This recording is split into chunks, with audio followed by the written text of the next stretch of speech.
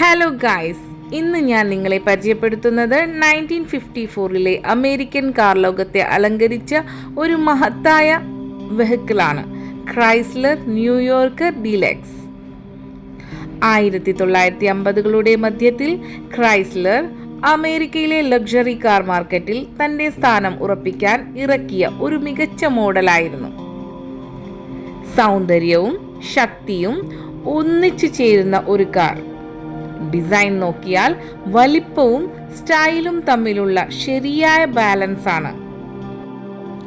2 door sedan 1861 യൂണിറ്റുകളും long wheel base 8 passengers sedan 140 യൂണിറ്റുകളും town and country station wagon 1100 യൂണിറ്റുകളും ആണ് ആകെ ഇറക്കിയത്.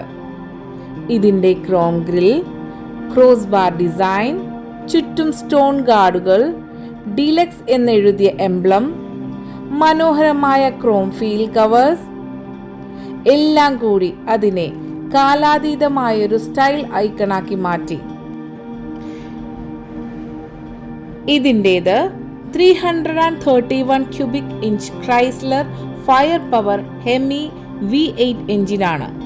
ഹൗസ് പവർ ആകട്ടെ 235. അന്നത്തെ കാലത്ത് റോഡുകൾ കീഴടക്കാൻ ജനിച്ചൊരു ഭീമൻ തന്നെ.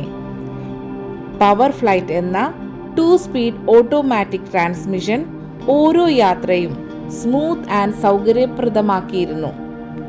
ഇതിൻ്റെ ഇന്റീരിയർ ലക്ഷറിയസ് ആണ്. ഡ്യുവൽ ടോൺ ബ്രോഡ് ക്ലോത്ത് സീറ്റുകളും മുന്നിലും പിന്നിലും ഫോൾഡിംഗ് ആംറെസ്റ്റുകളും, ചിലതിൽ power steering, power windows, power brakes എന്നിങ്ങനെ പോകുന്നു.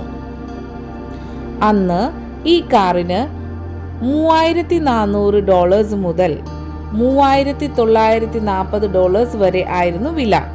ഇന്നതിന് $20,000 മുതൽ $25,000 വരെയും, കൺവേർട്ടിബിൾ ആണെങ്കിൽ $70,000 വരെയും ഇതിന് വിലയുണ്ട്.